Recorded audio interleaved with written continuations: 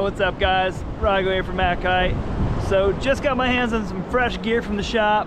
Got a new North Trace and a duotone juice 15 meter. And we've had this board and kite for a little while now. We've been doing some testing, wide variety of conditions. Got out in light wind, got out in gusty wind. I've used this board now on a 12 meter underpowered and a 15 meter underpowered and overpowered. Got a really good idea where this board stacks up. And today we're just gonna break down everything you need to know about the new North Trace. So the Trace, it's kind of an interesting board because it is a light wind board, but it's also kind of a performance board. And I don't do too many light wind boards because frankly, personally, I don't typically like them. There's only been one, maybe two light wind boards in the past decade that I've actually enjoyed. And glad to say this is actually one that does fall into that camp. So trying to break down what you can expect from this board, it's kind of unique because a lot of times light wind boards, they tend to feel like doors. They're kind of schloggy. You know, you just don't feel, I don't know the word is, you just don't feel too like inspired on the water when you use them. Like they rock upwind, they're very efficient, but they're often just honestly not that fun. So what you get with a board like the Trace, you get a board that is effective but also fun. So it is performance minded. I've even heard rumors that you could put boots on this board, and I've not tried any light wind boot riding on this one. Maybe I will, maybe I'll keep my hands on it a little bit longer and give it a go and see. And as well, I'm actually running the 145 by 45, so I'm not using the extremely large one, the 155. Get into the main points right away. I think this is an incredible board for heavier riders. So if you're somebody who's like 90 kg, or like 200 pounds, yeah, my conversions are terrible, I forget which is which. But regardless, if you're a heavier rider, this is going to be an incredible board for you because it's going to be more efficient, you're gonna get on plane easier, and the board's gonna support your weight and still perform. Now, if you're somebody who's more like 170 pounds, something like that, when you get out in those threshold winds, this is actually a really fun performance board, but it does differ from a lot of performance boards. It still feels wide, and it is a wider board, so you can see it is by 45 here. So even this 145, super wide board compared to like something that might be like a 144 by 41 or something like that. And it just really drives upwind. And that's the most notable thing about this board right out of the gate, is it really drives and pushes you upwind, and it takes a little bit of conscious effort to kind of go downwind on a board like this. Now here's where it gets interesting, because the Trace, being a light wind performance board, it still feels kind of light and poppy, but take this with a grain of salt, because compared to a normal performance board like the Atmos or the Jaime or anything else in that high performance category, it's going to feel more like a light wind board compared to one of those boards, because it is just such a big effective board.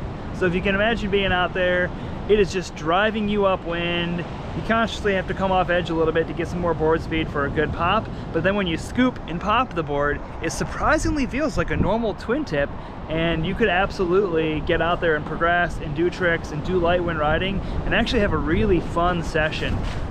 So another interesting point about this board, it is kind of a hybrid carbon mix technology here, and it does have a medium flex, and it is, I would say it's still pretty stiff feeling board, and that does translate to superior pop.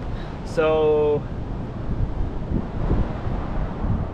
when you're on the water with this board and you are in those light wind scenarios, it has the right blend of characteristics that you're going to get a ton of speed, you're going to be able to stay upwind, and you're going to get a ton of pop even when you're underpowered. So for example, my first session on this, I was on the machine 12 meter, and I was pretty powered up for most of the session, and at the end of the day, the wind really just tapered off, got super light on me, and couldn't make it work anymore on the 139 that I was using. I came back in, I grabbed this board, and immediately I was shocked at how quickly it rocked me upwind, but then I was able to still keep doing all the same tricks that I had been doing earlier in the day. So it was kind of interesting trying this back to back with a performance board like the Jaime, and you really wouldn't want to compare those two boards because they are two different tools. But interestingly enough, the most surprising thing was going out with a board like the Jaime that I hold in such high regard, the Jaime SLS actually, and then taking this trace out, the trace felt really good underfoot, and when I went to go load and pop, it was kind of a similar like just explosive snap off the water, and it didn't feel, I didn't feel overburdened on the board. And I think that's the most important point that I'm trying to make, is with a lot of light wind boards, typically I avoid them because they just feel clunky, and this board doesn't feel clunky. It feels lively, active underfoot, not as lively as say like your 138 performance board or like a 144 wake style board. If you're into that, you're gonna miss out on some of those performance benefits when you're just lit and riding the right tool for the job. But if you're a freestyler, a free rider, a big air enthusiast, and you're going out and you're trying to practice things in subpar winds, maybe you live somewhere like Florida, maybe you live somewhere where the wind is always like just 15 knots and it just never really seems to fire, maybe you're a bigger rider. If you fall into any of those categories, you're gonna really enjoy this board, and this is one that I think I can really get behind and say that I'm a big fan of.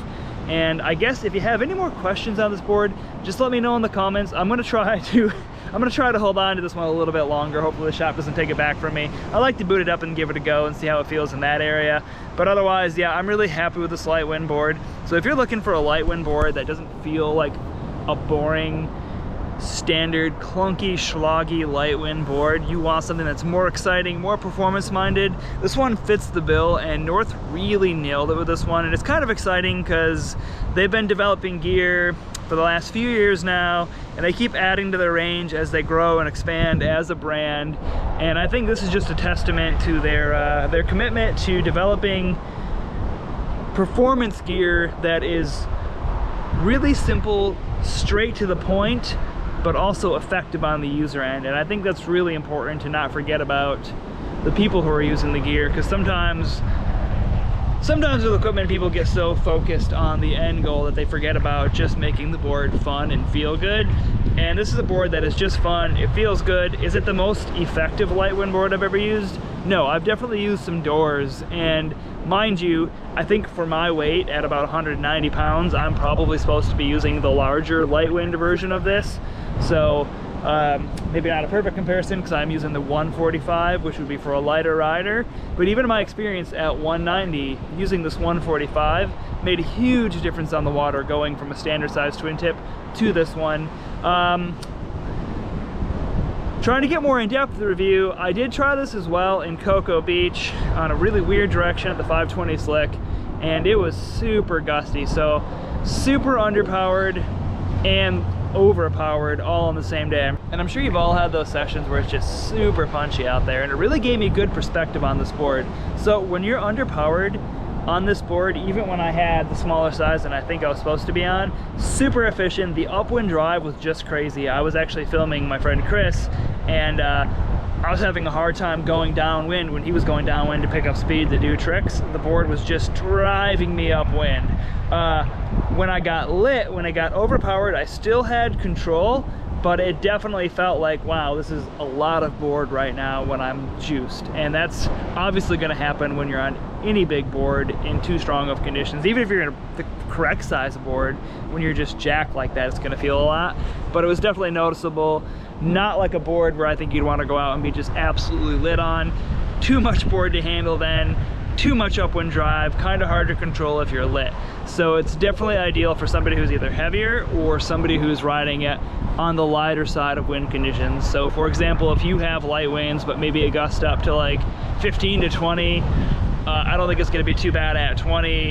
When you get to like 22, 23, you're gonna start feeling that board, because it is a lot of board to hold down, and it's just going to wanna rock you upwind and launch you in the air. And there's definitely a point of diminishing returns where if you have too much power, it's just not that fun.